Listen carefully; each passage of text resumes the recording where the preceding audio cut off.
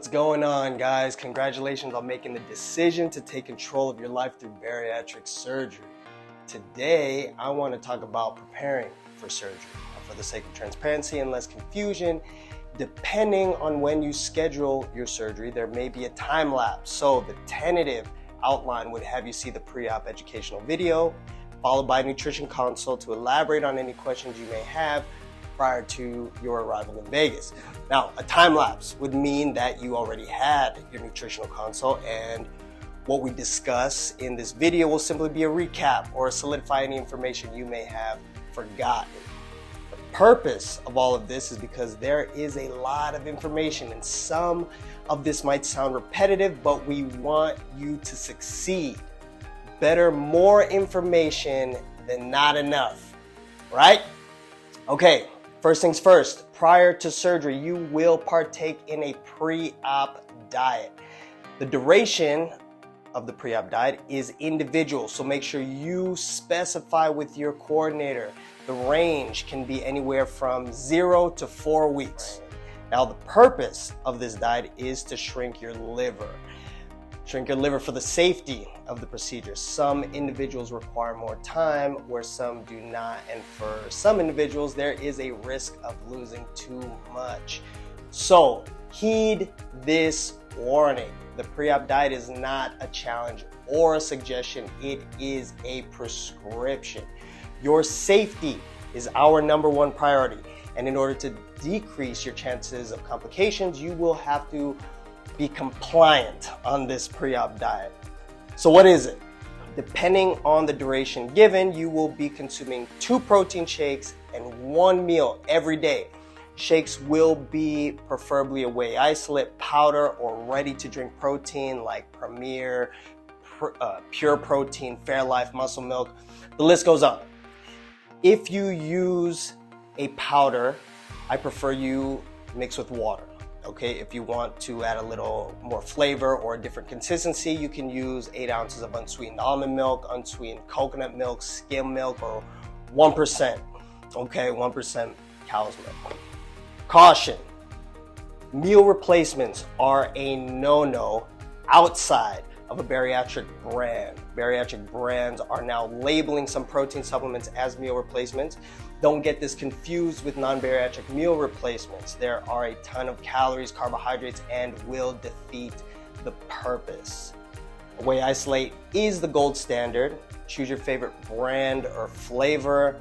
If you have a milk sensitivity, you can try a hydrolyzed whey protein. Egg white protein powder is also a great option. Bomar Nutrition, Now Nutrition, MRM. These are all great egg white powders you can supplement during the pre-op diet. If you're plant-based, there are also plant-based options. Orgain, Vega Protein, 310 Nutrition Protein. All, of course, great options as well. Just make sure you are in the single digits of carbohydrates per shake. You will consume these 2 times per day. In addition, you will have 1 meal. This meal will consist of 4 to 6 ounces of protein and unrestricted non-starchy veggies. Unrestricted on the non-starchy veggies unless instructed otherwise. Protein options include beef, lamb, chicken, pork, turkey, fish, pretty much all animal-based proteins. I would like for you to keep it fairly lean. Okay, when I say pork, I'm not talking about 4 to 6 ounces of bacon. Opt for a pork shoulder or something of that nature. Now, vegan options for protein. I recommend you stick with the faux meats like a Beyond Beef, Morningstar Burger, Boca Burgers, or tofu. Keep the portions the same, and once again, unrestricted non-starchy veggies. The issue is that in order to get a complete protein, you need to combine a grain and a legume. And with this portion size, you will end up with more carbohydrates than protein, and the purpose of the pre-op diet will not be met. Make sense?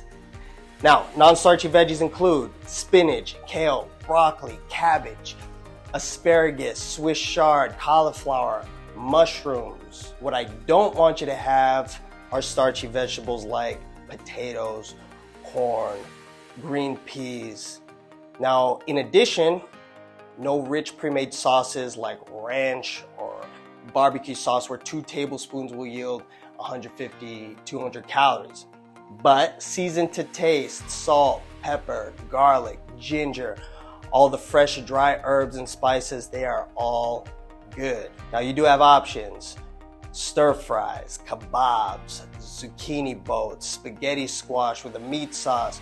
You have options to grill, broil, bake, smoke. You can even go to the grocery store and pick up a rotisserie chicken and a bag of steamable veggies and season that up. Okay, bottom line, you have options.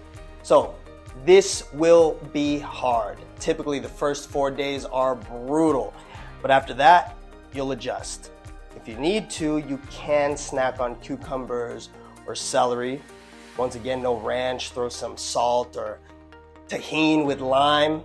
Okay, this will provide a crunch and satisfaction that comes with snacking. You know, it is a mind game, but that's all you get. Oh, one more thing worth noting on the pre-op diet: you are not limited to a specific order. The criteria is 2 shakes in a meal, regardless of whether you have your shake first, then your meal, your shake, a meal, and a shake, or your meal first, then 2 shakes. I hope that makes sense. So that's a pre-op diet. It is important that you adhere to the parameters. There have been scenarios where the surgeon had to stop because someone was not compliant and the liver did not shrink to a safe level. Okay, so once again, heed the warning.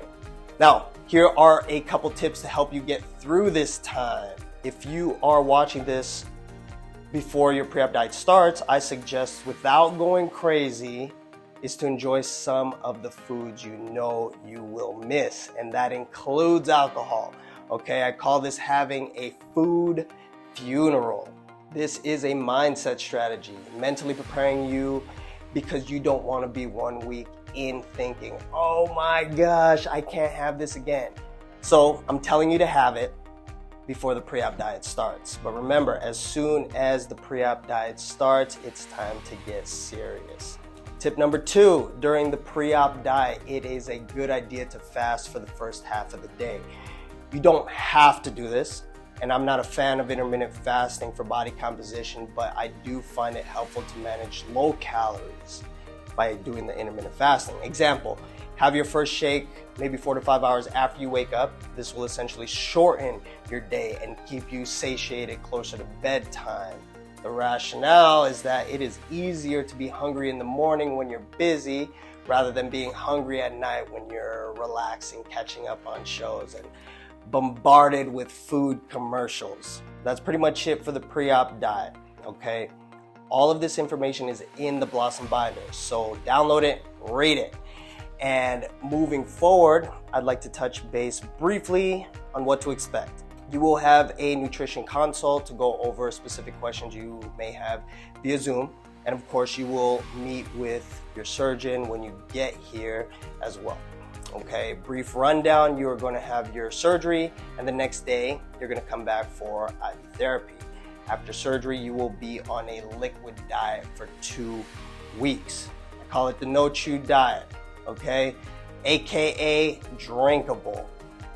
The number 1 reason for readmission to the hospital post-bariatric surgery is dehydration. So the number 1 priority is fluid during these first 2 weeks.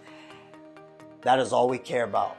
I don't care if you have a single calorie or a single gram of protein, as long as you are getting hydrated, okay? Number 2 priority is protein. Protein will prevent muscle breakdown for energy, minimize hair loss, promote cellular repair, healing, support your metabolism. There is no minimum requirement on protein in the first 2 weeks. Once again, you can have 0 grams of protein. The priority is hydration. You will go to the hospital for the lack of water. You will not go to the hospital for lack of protein. Okay, so stay diligent.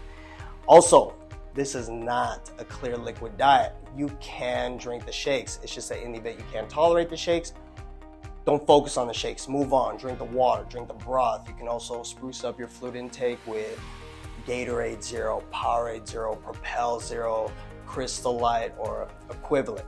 Okay? Protein waters will be the easiest because it is a clear liquid and there's protein. So you do have options. Now, if you are progressing at an amazing rate and you are hitting 64 ounces in the first 2 weeks, then I'm okay with you shooting for a number in terms of grams of protein, and that is 60 grams. But until then, we are focusing on ounces.